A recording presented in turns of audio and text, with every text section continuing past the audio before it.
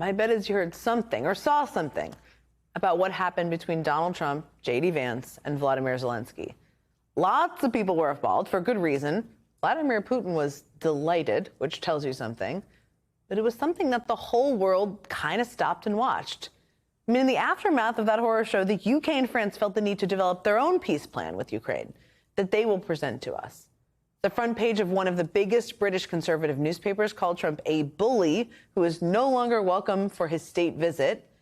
And here at home, protesters in Vermont lined up to greet Vice President J.D. Vance, carrying signs with slogans like, "Compassion is not transactional, democracy not fascism," and my personal favorite, "Go ski in Russia, J.D." That's creative.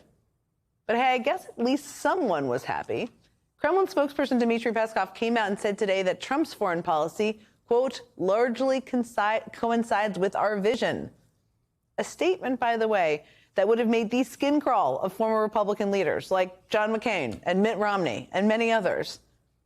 But let's just back up for a second, because there were some things that happened before Friday, before that meeting on Friday, that just gave you a sense it was going to be a bonkers day at the White House. And I just want to focus on one of them just for a moment, because I think it's telling. Because earlier in the day, we started getting reports from journalists at the White House that a member of Russian state media had gained access to that meeting in the Oval Office. We also learned that Reuters and the Associated Press were left out. Now, just to be clear, to put a little fine point on this one, that means an outlet that literally takes direction from the Kremlin briefly had access to a meeting between the sitting U.S. president and the president of the country that their bosses invaded.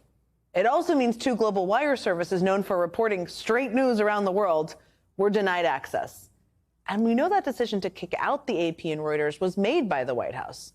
And they made that decision despite the fact that these outlets have been permanent members of what's known as the protective pool, which is basically a smaller group of reporters who are always there to witness things the president does, to represent the larger press corps, no matter how big or how small the events are.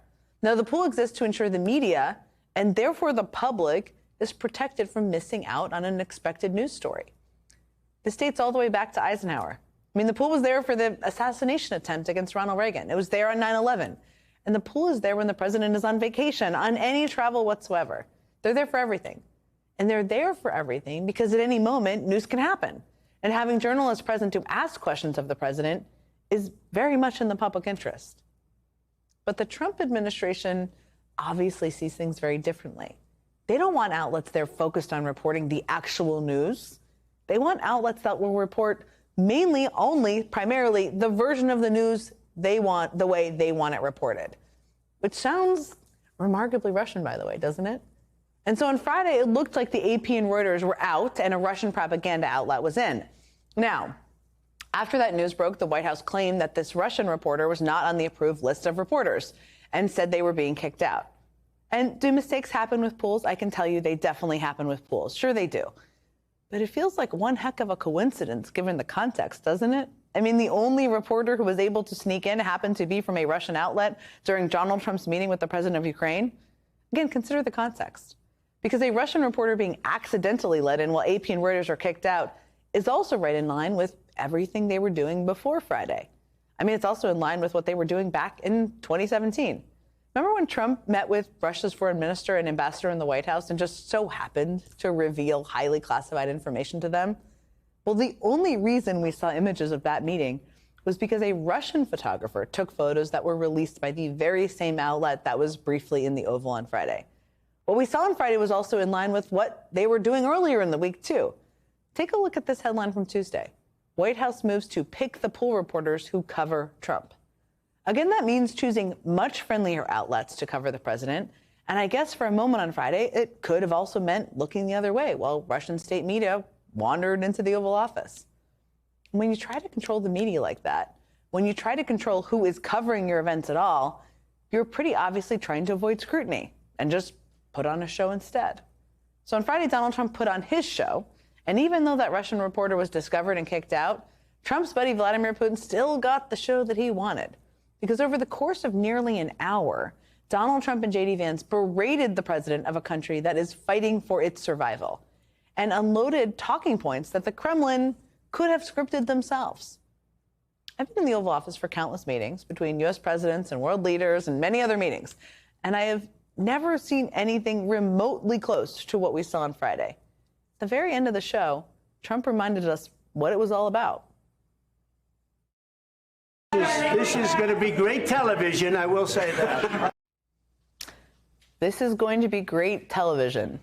There it is. It's all a show. Never mind all the people in Ukraine. Never mind the Europeans. And maybe, as some have speculated, that show was some kind of premeditated ambush, a setup cloaked as a pool spray, an excuse to abandon Ukraine. Or maybe that show was designed for Trump to seem rough and strong by screaming at Zelensky. Even though real strength is, of course, not bullying and bigfooting, it's standing up for what's right. That's actual strength. Or maybe that show was just a big old gift to his pal Vladimir Putin. Maybe that was it. Maybe it was all the above. But whatever the intention, it's clearly part of an ongoing effort by the Trump administration to control the narrative to avoid accountability, to only let the public see a sliver, and it's all what they want them to see. And I want you to keep that in mind when you listen to this exchange from Friday's meeting. Why don't you wear a suit? Why don't you wear a suit? You're the highest level in this country's office, and you refuse to wear a suit. Just want to see if do you own a suit?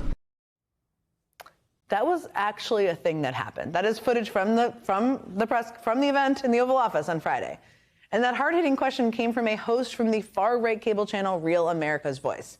His name is Brian Glenn, and for what it's worth, he also happens to be dating Republican Congresswoman Marjorie Taylor Greene, who congratulated him for that question about the suit. Now, by choosing to put that guy in that room, and by allowing a Russian reporter to find his way in the room earlier, however that happened, that's exactly the kind of question Trump wanted to hear. That's exactly the show that Donald Trump wanted to put on.